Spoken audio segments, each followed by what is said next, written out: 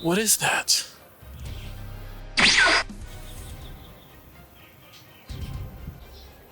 You. I heard your channel's doing pretty good. Yours too. Your last video just hit 1,000. How does he know? Maybe we should work together. I think this could work to my advantage. Sure.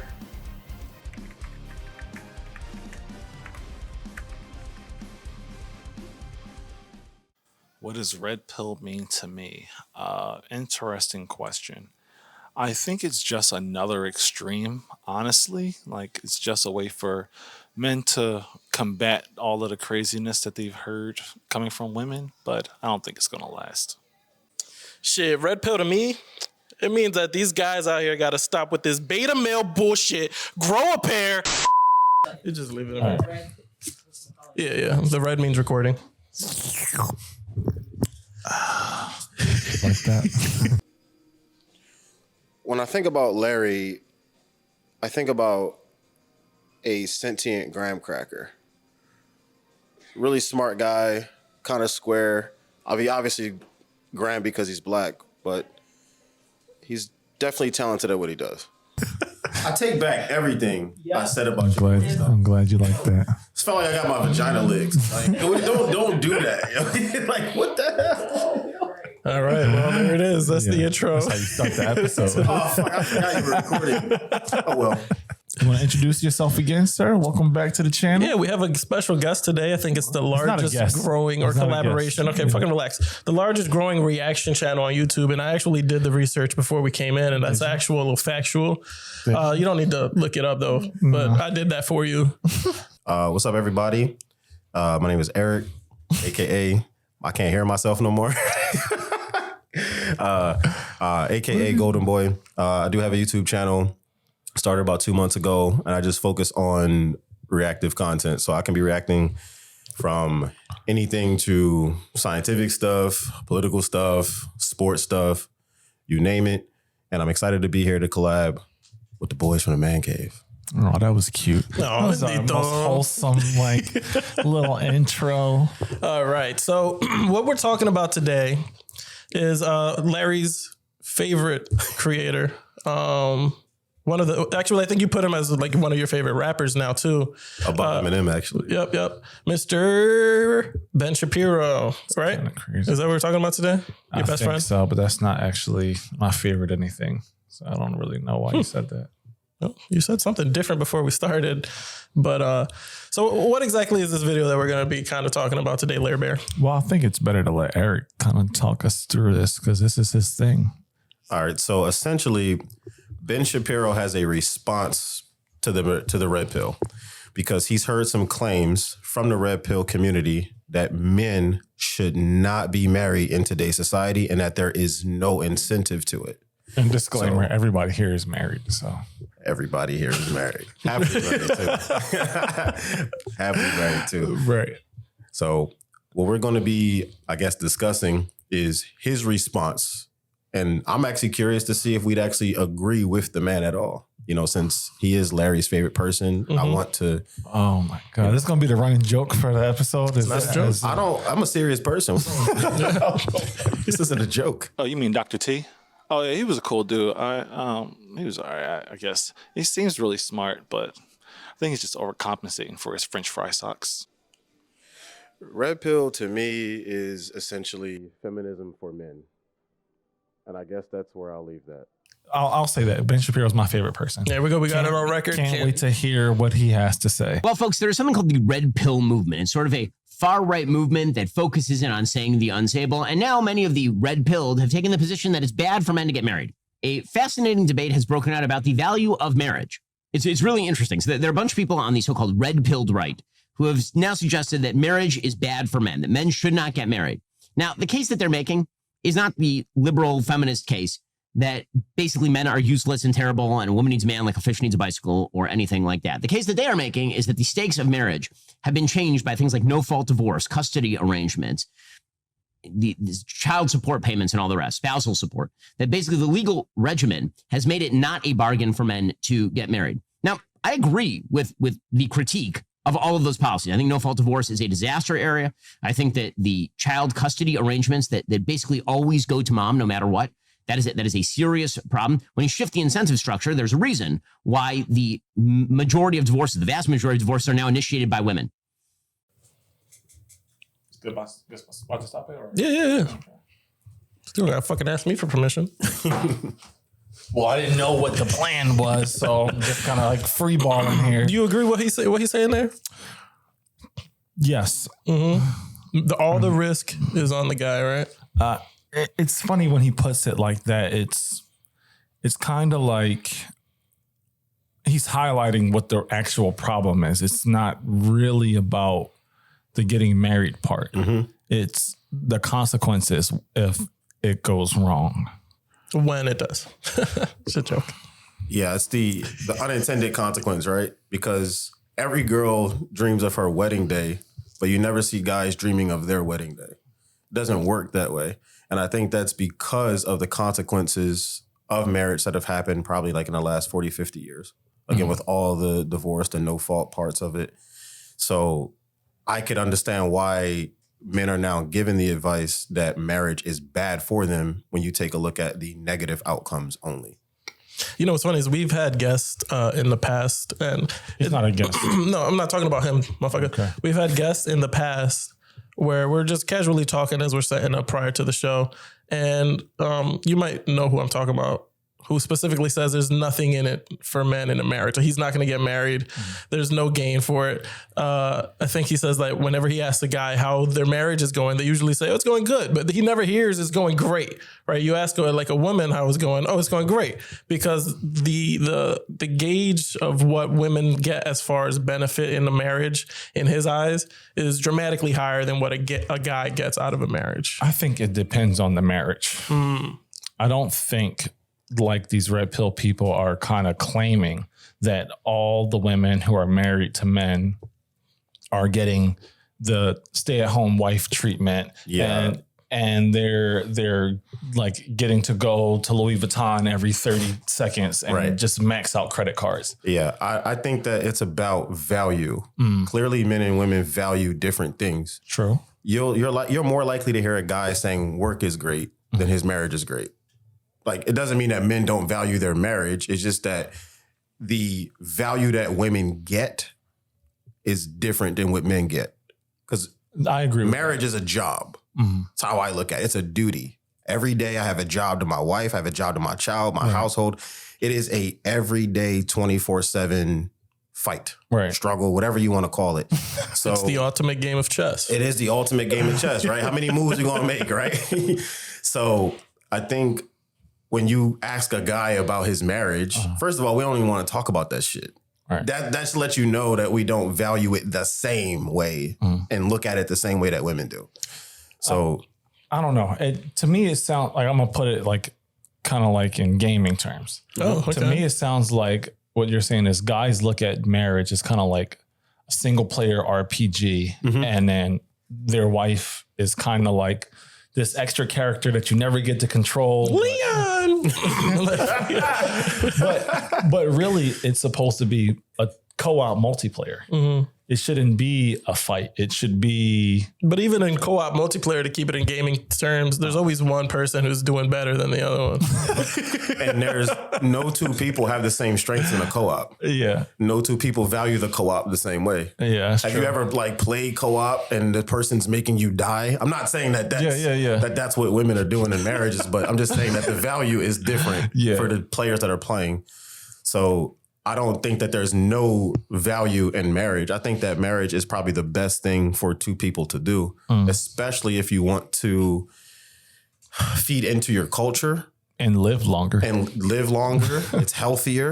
Right. It's safer for your children. Facts. There's a lot of benefits. There's taxes. Wait, there's tax breaks for marriage? You guys are getting tax breaks? There's actually credibility in marriage. Imagine Larry running for office, but he's a single man. But having your wife with you, that boosts your credibility. Yeah. So there's so many benefits unless to being you're married. I mean, fuck that orange nigga. But yeah, I guess you just threw off my shit, bro. Good. Choke 24. Yeah, right. What would you have to say about the risks that he listed as far as the things that men, like the situation of getting married, you put yourself at risk to, with divorce and custody battles and the shit that the man has to lose in a result if the marriage goes sour. The woman doesn't lose as much as the guy does in that situation. Yeah, no, I think it's stacked against men. I think the deck is stacked against men in a divorce situation. I think that's obvious. I think everybody here knows that. Nobody's going to disagree with that. But I think also, like, I think women have something to lose in divorce. Like, number one, we talk about a societal aspect. Like, it's almost like, how could you if a woman gets divorced in certain situations? I think in a younger setting, women are more accepting of divorce if they feel like the woman stands to gain something. But older women, they don't look at divorce the same way, in my experience. Like, usually women get shamed by their mothers or aunts or whatever if they don't make their marriage work. Because it's kind of like, well, what the fuck is wrong with you? Why didn't he want to keep you, or why couldn't you keep him happy? Like, it's a lot of like shaming and guilt in that type of setting. Yeah, it's the same way. Like, you ever go out like, and the mom or an aunt or something always be like, yo, make him a plate. You know what I mean? It's the same mentality. I love that auntie. Yeah. I love that. But it's the same mentality, right? Because in their head, they're like, we got to you want to keep him around, right? Like, you have to do ... And if you didn't keep him around, you probably weren't doing the ... that you were supposed to do. Right. Is that what you did? Right. That's kind of what I'm saying. Yeah. Yeah. I don't think it's supposed to work this way, but a lot of morality is tied to legality. So what do you mean? So it was immoral. You were shamed. Like, we don't have shame anymore. Right. Back in the day, before there was no fault divorce, right, you had to work it out and stick it out with the person you chose to have kids with. That's your lineage. That's how you're supposed to continue. But when you create no fault divorce, it's not what she said. Clearly, it was my fault. Oh, well, you could just separate from him. You could just try again. There's no shame in that. Yeah. Like, if we made murder legal, there would be no shame in murder. That's true. So a lot of morality these days is just tied to whatever we deem as legal. And then that helps to kind of perpetuate it throughout culture for decades to come. That's a good point, actually. Yeah, I agree with that. I think also women want, for the most part, to keep their children in a 2-parent household. Well, obviously, when I think about Larry, I think about fatherless, growing up without a dad. That really does some damage. Like, I don't think people, like, especially when it comes to children, I don't think women enjoy being single moms. Like, that shit is hard. And it limits the woman's mobility, and it limits their ability to choose certain types of partners by having a child, whether they want to admit it or not. Well, there are women out there. I mean, obviously, you're not saying that there isn't that see financial gain from having as many kids and getting child support. Yeah. Like, we've seen situations where people benefit so much that they don't even have a job. Yeah. That their job is just being a single mom because they're getting child support money from different people. Yeah, that's true. I've seen it. Yeah, I don't think women want to be single moms, but there's also nothing out there that encourages them not to be. Like, we were just talking about all the benefits. Women receive far more benefits than men do in almost every aspect. When's the last time you seen a homeless woman? You may see them. Yeah, I've seen them. But in comparison to homeless men, there's a huge disparity there. So women are valued way more than men are. Right. So even when a woman is a single mother, she's seen as a victim or a struggling parent, and she's going to get that additional support. And that sort of reinforces that mindset to where it's like, okay, well, if I can succeed absent of a man or independent of a man, then there's no value in having one around. Right. I can put this guy on child support. I can actually go and have another baby with this other guy, put him on child support too, and I can let the government become my baby daddy. Now, I don't think that that's intentional. I just think that that's an unintended consequence of some old shit system. Yeah, that's true. Like, I mean, if you want to cheat the system, sure, maybe from a financial standpoint, like, that's a win. But what about everything else? What about your kids? Yeah, what about everything else? And what about when you're 50 and 60? That's not a win. You're gonna be auntie, like, you're the cool auntie, like. Not to mention, like, your kids typically perform like poorer and, at schools and from, just from a societal standpoint when their fathers aren't in the household. So now you're setting your kids up for failure on top of that. And especially like specifically within our culture, it would benefit us to be married long term. I'm Irish. What you talking about? Happy St. Patty's Day, bro. I don't know what the marriage statistics are for Irish folks, but it's not great. I'm pretty sure. A lot of culture is passed down and traditionalized through marriage agreements. Right. I mean, we're talking about when we used to exchange goats for crops. Yeah. So simpler days, huh? Simpler times. Used to marry families together to benefit 4 and 5 generations later. But it's like nowadays, nobody's willing to sacrifice themselves in order to do that. We have a very individualistic mindset where it's like, I can do bad all by myself. That's true. So, and look at this. 1 minute and 16 in, and look how long we've been talking. I told you, these go. These go. You had another timestamp that you wanted to showcase? Yeah. Did you want to pull that one up? Yeah.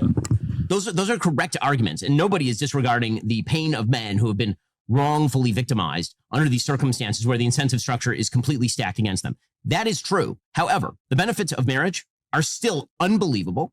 It does matter who you marry. To pretend that there is no difference between the person that you marry, that it's happening with Christians and Muslims, and it's all the same, that's statistically untrue. There are things that you can do to mitigate against the risk of divorce, and the person that you marry is the chief mitigation.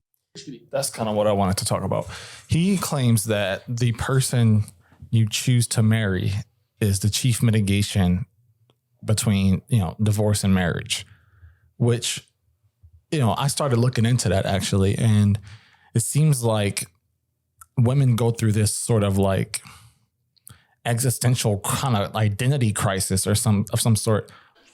Crisis. What about the crisis of them not knowing what the fuck to eat?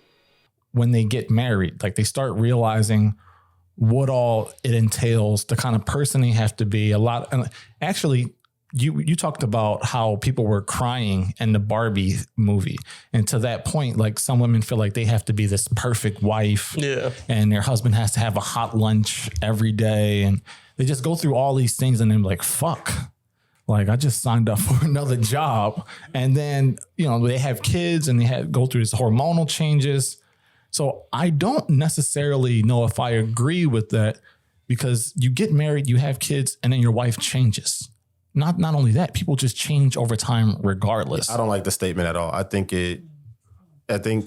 that's like saying your success in life is predicated based on which college you graduate from.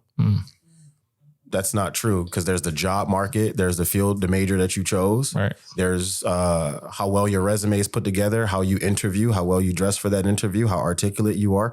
There's so many other minute factors that go into something working out in the first place. Doesn't matter what it is. I mean, you drive a car, you got to watch all your mirrors, you got to make lefts, rights. There's so many small details I think he's glossing over in that. Yeah. But I do agree with you that there is a crisis that kind of happens, but I don't think that it happens all the time. I think it's when the woman is getting married, right? Mm-hmm. So women typically advance faster than men. From like a developmental standpoint, or? Yes, and society sets them up to do that. Okay. Women graduate school more. The black woman is the most educated woman in the country now. There we go. Told you, dummy. Let me fucking put that down. So there's like that's gonna be so lies. Things. Astrid. It's helpful that they have such a communal environment to share information, but imagine trying to be an independent career woman and also start a family. Then you have to get married. You have to learn how to follow, because you've been leading your own life this entire time. Yeah. So it's like, do you follow this man? Do I even have a traditional marriage, or do I have a modern marriage, whatever the fuck that is? Yeah. How do I have children? Where are they going to live? How high are my fucking taxes going to be? And most of those problems are problems that you both have to resolve. But I understand the crisis standpoint. Yeah. What you think about that, Jim? Yeah, you guys are saying shit that I'm just trying to comprehend what you guys use. Both use words that I'm like, I gotta search that up later. So I don't know. Do you think your wife changed at all when you got married? Yeah, I mean, I think there's a certain something to be said about when you are put in a position where you have to step up, right? Because having kids is completely different from just being married to one guy. that's both of you guys are still working together. The communication is honestly still very good. There's no real like blockade there, right? It's kind of smooth sailing for the most part, as long as the relationship itself is strong. But once you throw children into the mix, it throws everything off. Like the dad has a different role to play. The mom has a different role to play. And they're both trying to do it on their own, but together. And that's where it starts to kind of get fucked up, because again, it's like trying to blend water with oil at a certain point. Yeah. So it's just somebody's gonna have to give, somebody's gonna have to take. Like it's a lot of mixed up emotions. Yeah. And even where the communication prior to children was phenomenal, it's gonna start trickling in different ways once the kids come into conversation. So my wife, yeah, she definitely changed because she had to. If she would have stayed the same person prior to having kids and then after, I don't think she would have made a good parent. But you have to change. There's no way that you stay the same. But that's not to say that I haven't changed. Both people have to adapt. Yeah. So that's what I'll say. So I guess that's like kind of like a counterpoint to my argument, is that you feel like she changed for the better. Mm-hmm. She changed. And I guess that's possible. But also there's women out there who, like, their whole thing when they wake up in the morning is, who's going to marry me? Like, where can I go find a man? And then they get married and it's like, all right, now who are you? And I'm thinking maybe in that role, what happens is they figure out like, I didn't really want to do this shit. Like it just sounded good on paper. Yeah. Like I just wanted the ring. I wanted the wedding. I wanted to show people like I did it. And now they end up just not wanting it afterwards. I think what they go through, what men go through, but it's carried out very differently. So when a man is desperate, he's a dangerous man. Oh, for sure. He may rob somebody. He's a fucking idiot. It's fucking savage. But when a woman is desperate, she go finds a husband. Yeah. So we're doing the same thing to protect ourselves and to gain security. A man's primary motivation is security, to provide it in any way, shape, or form to himself and to the people he loves. So he may go be violent towards others to get it. She may go marry someone and have a shotgun wedding just to get it. So I think we're a lot more alike than we are different. But in terms of picking the right person to marry, I mean, it's fucking obvious, right? But when you look at the divorce statistics and why people actually get divorced, you realize that there are a lot of external factors that either make someone more who they already are or less who they already were. And they may exacerbate the worst things about them. And as those external stimuli, they end up factoring into the marriage and making it into something that it never was. So people just, all right, divorce. What do you know what the number one cause of divorce is in America? It's usually cited as irreconcilable differences, but it's financial. Okay. Somebody's not making enough money. Yeah, there's some type of, it's resentment, right? I think that's what irreconcilable, to me, that's how I interpret irreconcilable differences, is that, Larry is the same guy, for example, he was 25. And maybe she was expecting him to grow and be someone else. So when she said yes, she invested in who she thought he was going to be. 15 years later, exactly. 15 years later, they have children, they have a house.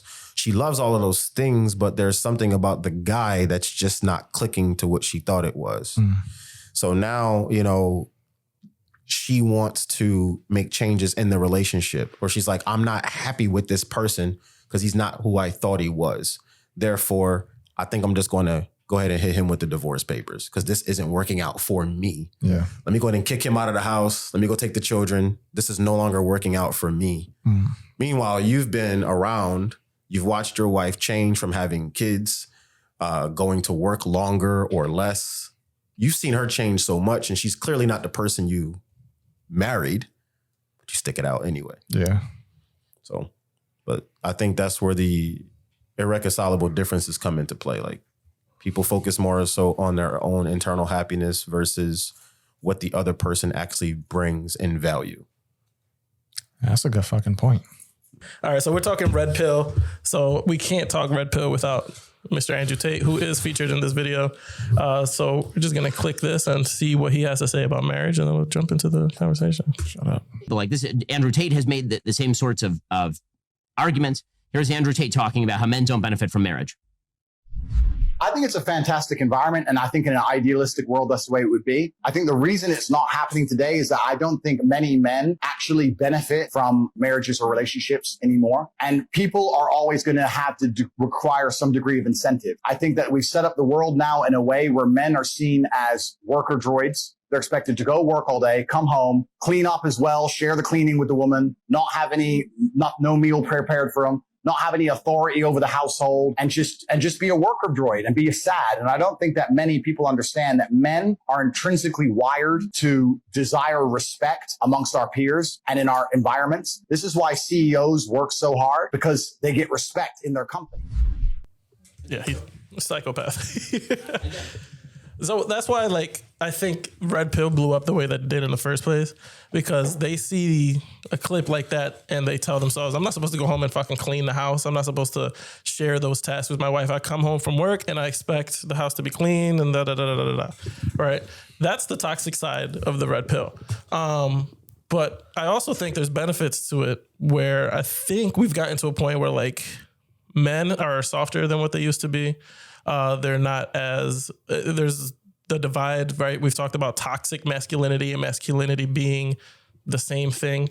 And there's a confusion between that. And that's when you see the benefit. I think men are supposed to be able to be men, right? We're supposed to get aggressive when we need to get aggressive. But we also have to be able to tap in to come home and, you know, clean with the wife and kids and you know what I mean? Like, maintain the house. There's an idea that if I come home and wash dishes, that I'm not in charge of the house. It's like, no, you can be the head of the household and still help out in the house. Take out the trash, play with the kids. You know, it's like the idea that if I work 12 hours a day and then come home and then have to help my wife fold clothes, that I'm a worker droid, that I'm not valued the same. Am I understanding that correctly? Is that what he's saying? I don't take any of those comments seriously on the surface. I think what it's about is it's A, the expectation, and then B, the obligation.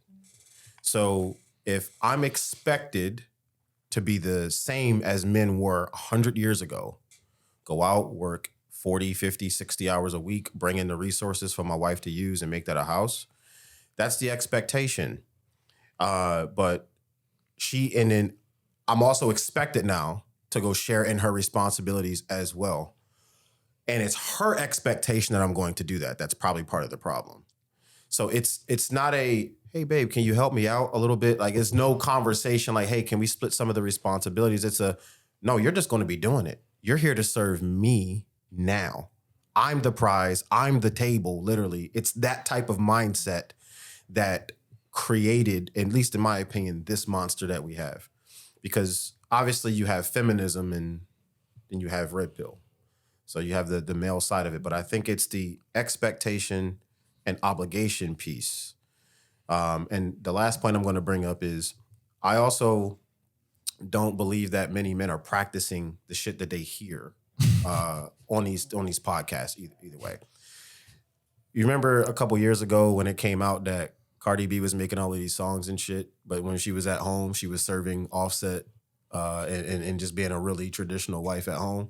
So she'll peddle that shit, but she doesn't actually practice that. And I think a lot of guys may feel good, like, damn, like, I would love for my wife to do these things, and maybe I'll try to get her to do a couple, but I'm not about to go home and kick down the door and, bitch, you make my rice and beans right now, you know what I'm saying, or whatever. So this Red Pill shit is like a double-edged sword, because on one hand, it has created this mindset that men just need to be men, like focus on self-improvement, go make good money, exercise, don't take shit from women or anybody for that matter. And then the other side is it's created this sort of like sense of entitlement. Like, there's a bunch of fucking dudes like who just sit in these comments and these live streams all fucking day, listening to these people peddle bullshit. Andrew Tate, like, I don't know what he does outside of whatever, but bro has been charged for sex trafficking. How much hard work is in that? You're exploiting and manipulating the very same people you claim are useless. That's how you make your money. So Is he going to the oil rig and coal mining and you know what I'm saying? Like you're talking to people about what they should be receiving based on who they are and the work that they've done. You are not the role model for that shit. And a lot of these people in this red pill space, they are not the role models either. If somebody like Jordan Peterson came out and said, listen, go to the gym 5 times a day and understand the roles that you're supposed to play in your household, I would take that. I'm like, you know what? This is a stand-up guy. This is a fucking doctor. The man is articulate. He dresses well. That's somebody. I'm not listening to a fucking dude who's in the house with his brother all day because you're not allowed to leave the country or you're step outside your front door for that matter. I'm not taking advice from that person. Am I tripping? I don't want to say you're tripping, but I think that there's something to gain by listening to people that fail at something. Quite frankly, right? I mean, who you want to listen to? The guy that's happily married or the guy that's actually divorced? I want to listen to the dude that's happily married. You want to listen to the guy that's actually divorced as well. Okay. Why? Because you get educated from where he failed. You know, being a man is about failure anyway. That's true. You know, we market success, we strive for success, but you need to take a lot of L's to get there. So when you meet a guy that's divorced, it depends on how he managed his marriage. Okay, so how did you manage your marriage? You have a lot more to gain, a lot more insight to gain from the divorce than what is the guy that's happily married actually going to tell you? Hey, Larry, I'm happily married. I'm going to ride off in the sunset with my wife. Fuck you. Like, well, I mean, good luck with yours. Yeah, like what is he going to tell you that's of any value? What the things that help him to maintain his marriage and has helped him to get to a place where his marriage is happy? I guarantee that person will tell you happy wife, happy life. Probably. That's because that's the advice that I get from happily married men. Especially older Please your woman and you'll have a longer lasting marriage. And I'm not saying that that's bad advice. I'll say it. I'm just saying that there is merit in listening to both sides. So you can have your Andrew Tate, who made most of his money beating other dudes up in mixed martial arts and allegedly making millions off of sex trafficking. But then you have your other guys like JP, who dress in nice suits, who is a doctor, who's articulate. So you just take the information from both sides and you figure out how to apply it best to your life. Yeah, but that's with everything. So like you should be able to kind of listen to motherfuckers spew some nonsense and dissect and differentiate what is nonsense and some shit that actually might help me out. Because as much as bullshit as Andrew Tate says, he does also talk about men's responsibility and taking care of their women and being the what's the word I'm looking for? Like the protector in the household, right? Going to the gym, get your money up, be a stand-up guy. You should be able to take that information, but like, yeah, I should actually do that. Now, once he starts spewing some shit like don't get married because then, you should probably be like, I'm going to fucking let you talk about that and let some other motherfuckers take that in. But that's just life in general. You should be able to hear, this is the same thing that we said with the Cat Williams shit. Okay. He was saying some shit that was like, well, some of it might be real, but you should be able to dissect what somebody is saying and use it in your own shit. Don't take everything the motherfuckers say at face value and let their thoughts be your thoughts. I hear what you're saying, but you're assuming everybody thinks like the people in this room. Sure. Okay, but what I'm saying is that if you don't, that's what you have to start doing. Okay. Like, that's why I'm saying, I'm not telling you guys to do that shit. You guys already do that shit. Yeah, and I think it's also important to realize that there are some messages that are independent of who's saying them. Like a lot of people focus so heavily on who's saying the message. Yeah. But I'm like, you're literally missing the point. I don't care if I talk to 20 divorced men, they can still give me advice on marriage. I don't care if I talk to a homeless person because they had to have a home to get homeless. Like it starts somewhere. There's value in you can find value almost anywhere. That's true. Here's how I see it though. Like, you walk into a building, there's a millionaire who wants to meet you and tell you how to get to where he is, right? So he's telling you, oh, do this, do this, do this. You find out he hit the lottery. He's a fraud. Exactly. And a con artist. Exactly. Yes. And that's what I'm basically saying about Andrew Tate and people like him is that like you're painting a nice picture, and I guess you are giving good advice in some instances, but you also don't practice what you preach. How are you going to tell me how to get to where you are if you don't even know for sure if these things worked because you didn't do them. That's how I see it. Mm-hmm. So I guess like, yeah, on one hand, I agree with y'all, but also like sometimes fuck the messenger, kick them in the hole like they did in 300. That's how I'm saying. All right, point taken. All right. No, I appreciate y'all coming on the podcast today. George, it was nice seeing you as usual. Eric, I'm definitely going to tap into more of your content. I've been fucking with it heavy lately. Appreciate it. And I'm happy for all the success you've had. Hopefully, George and I can learn something from you because clearly y'all motherfuckers watching the show don't appreciate nothing. But yeah, we're going to shout out Golden Boy. That's his channel. He's going to do a complete dive-in breakdown of this video reaction. So if you wanted to see that, because obviously we just picked parts that we wanted to kind of bring onto the show. But if you want to see the whole thing, that's where you'll find it. Yeah, anything you want to say to these ungrateful bastards? Absolutely. Look, y'all should tap in more. Look, they just had their last video hit 1K. That's a huge accomplishment. Shout out to the Man Cave. They wrote a script for y'all guys to enjoy. They took a situation that's seemingly serious and made it into comedy. That takes skill. That takes talent. That takes time and effort. They've been doing this since 2022. Every week in the studio, they have never given up. So I want y'all to go out, watch the content, watch it all the way through, like it, comment, share that shit with your mom or your pops or your guardian if you don't have neither one of those. I don't care. Watch the content. And I appreciate y'all having me. If you say I'm bitching, I don't care. We'll see y'all next week.